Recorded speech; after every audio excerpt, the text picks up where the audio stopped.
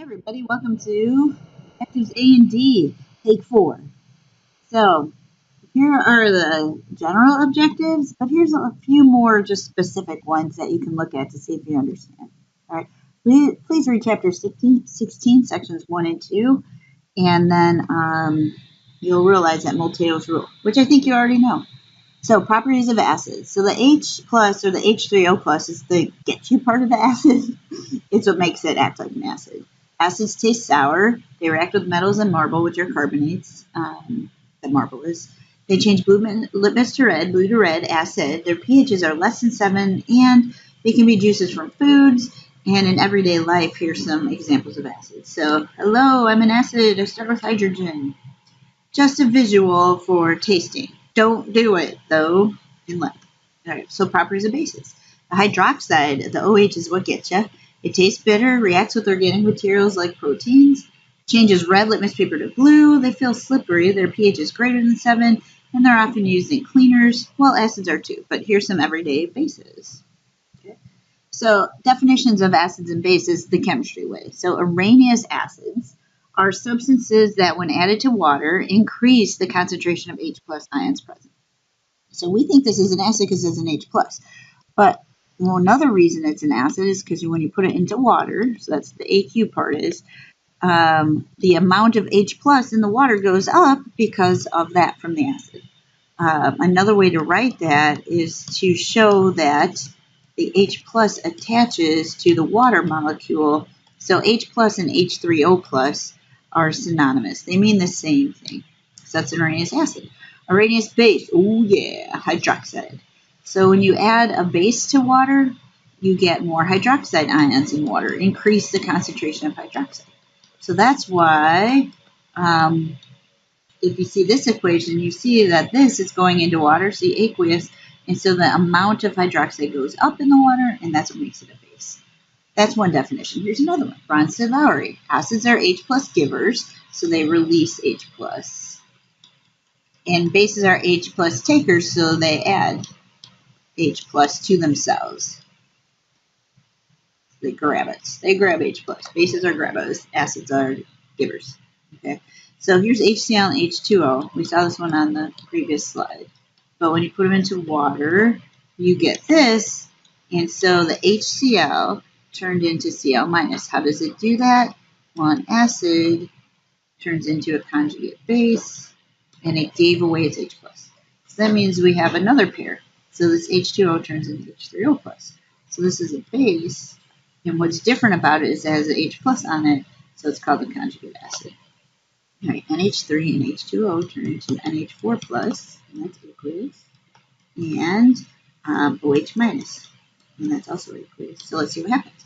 NH3 turns into NH4 plus. So what does it do? It takes on an H plus, so this must be a base.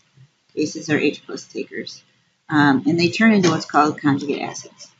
H2O turns into OH minus, so it gave away an H plus, so it's an acid. So this is called its conjugate base. All right, so they work in pairs.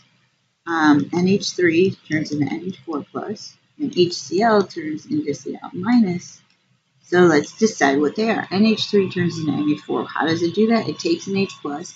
All right, so it's a taker, so this must be a base, and this is its conjugate acid. HCl turns, so it gave away an H plus, released it, so now Cl minus, so this is its conjugate base. So acids and bases, acids are releasers of H plus, bases are takers, and their conjugates are the opposites. So the conjugate acid is what the base turns into, but then if you go in reverse, it's the acid. A conjugate base is what an acid turns into, but really it's a base in reverse. Okay, just to remind you of acids. Hello, I'm an acid. I start with hydrogen, and once you recognize, then we're ready to begin. I ate it, it was icky, and then I got the itis. I'd use hydro-ick. Yeah, I'd use hydro-ick. So if chloride is your anion, boom, chloride, then you drop the ide, and you add ick, and you put hydro. So that's hydrochloric acid. If chlorate is your anion, then you drop the 8 and you add ick acid, and no prefix, so 8 ick acid. Right? Practice them, get to know them, make sure you know your ions. Woohoo! All right, so here are lots of examples of acids. You see the name, you know it's an acid.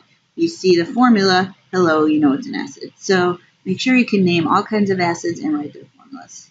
So strong acids. What makes an acid strong? Well, there's 6 of them that we consider strong acids. And the reason we consider them strong is because when you put them into water, they break up 100% into ions. They completely ionize.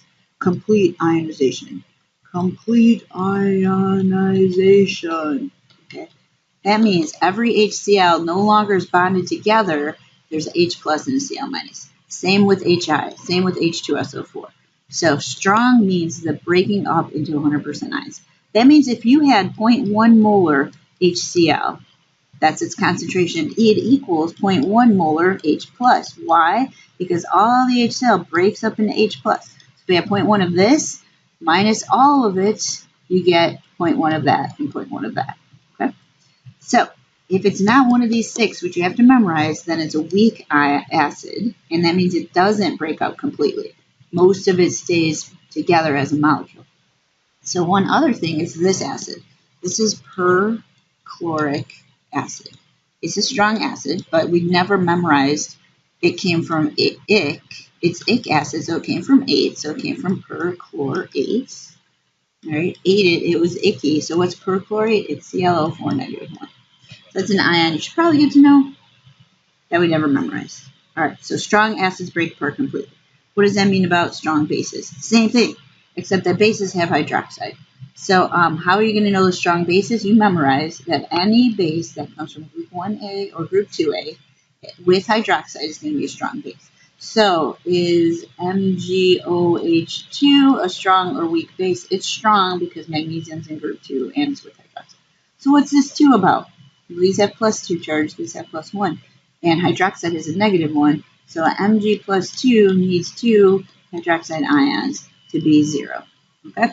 So what does strong base mean? It means that if I had 2.1 times 10 to the negative 3rd molar NaOH, I look at it and I say, hey, strong base. That means I have 2.1 times 10 to the negative 3rd molar hydroxide ion because all of the NaOH breaks up into hydroxide. Ionize completely. Ionize 100%.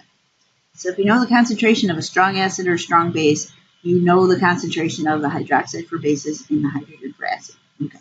So what if someone says, hey, ammonia is a base, NH3? You'd be like, yeah, it is, but it's a weak base. How do I know it's weak? Because it's not one of these kind of hydroxides. Okay. So how do you write the formulas and names of bases? Well, you recognize it's a base, and you know it's ionic, so then you name the first part sodium, and you name the second part hydroxide. Done. All right, how do you write a formula for a base? You know the charges, and then you write them out. Barium's a plus 2, hydroxide is a negative 2, so I need 2 of those. Okay, concentrated versus dilute. So concentration is this, and that's molarity. So the concentrated acid or base has a high molarity. So what do we think a high molarity is? So a molarity of 1 molar or more. Molarity of 1 molar or more is going to be concentrated. So what does that mean? That means there's a lot of particles in a little bit. Okay, so concentrated, like, whoa, look, there's a lot of stuff. 1 molar or more is a lot of stuff. Okay. Dilute, less than 1 molar. 1 molar is going to be dilute. So what does that mean? Okay, same amount of water, but look, not a lot of stuff. Concentrated, dilute. Okay, number-wise, 1 molar or higher is concentrated. Less than 1 molar is dilute. So you don't even need to know the identity of the chemical. You just need the M is all. M is all you need to answer whether a substance is dilute or concentrated. Careful, concentration is not strength. So we have 12 molar HCl.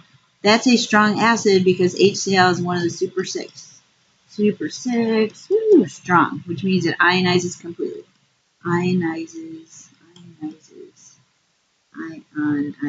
completely.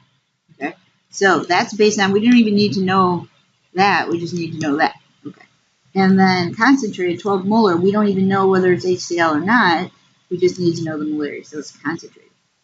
Okay, 0.004 molar HCl. HCl is an acid. Strong or weak? Strong, because it's one of the super 6. Dilute or concentrated, we just need the molarity. Okay. Indicators are things we can use to help us decide if we have acids or bases or neutral things. So litmus is actually a weak acid.